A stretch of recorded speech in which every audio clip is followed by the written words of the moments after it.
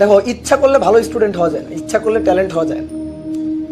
ঠিক আছে, কিছু স্টুডেন্ট থাকে বাই বর্ন ট্যালেন্ট, তারা অনেক ভালো পারে, কোনো একটা জিনিস একবার বুঝাইলে ধরতে পারে, কিন্তু কারো বুঝতে গেলে ধরো আর একটু সময় লাগে।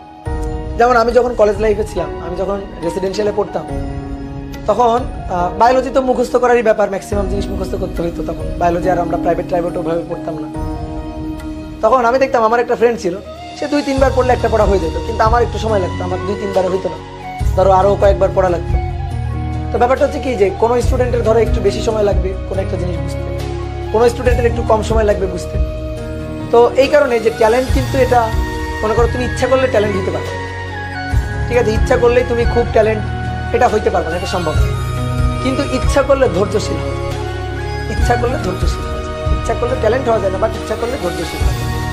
ইচ্ছা করলে হয়তো মনে করো যে তুমি পরীক্ষার খাতায় খুব ভালো নম্বর পাবা না, ইচ্ছা করলে ধরো তো তুমি বুয়েটে চান্স পাবা না। এক্ষেত্রে ভাগ্য বা হচ্ছে পরিশ্রম, এটা অনেক কিছু ম্যাটার করে।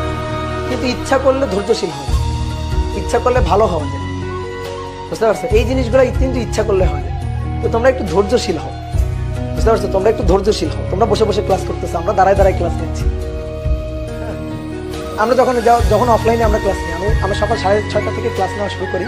রোজার মধ্যে জাস্ট 1টা থেকে দুপুর 2টা ব্রেক ছিল, সেই ব্রেকটাও থাকে না, কারণ বিকালের ব্যাচগুলো আমরা হচ্ছে সকাল মানে দুপুরের দিকে নিয়ে আসি, সকালের দিকে নিয়ে আসি। আর এমনি অ্যাডমিশন সিজন যখন চলে তখন তো ব্রেকই থাকে। তাহলে একেবারে 4:30 থেকে টানা 8:30 পর্যন্ত ক্লাস, 8টা পর্যন্ত ক্লাস। অনেক ধৈর্যের ব্যাপার।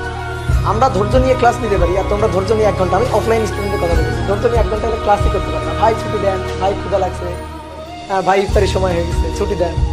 তো তোমাদের এরকম অবস্থা, ভাই ব্রেক দেন। কেন? যা পড়াচ্ছি একটু খেয়াল করুন।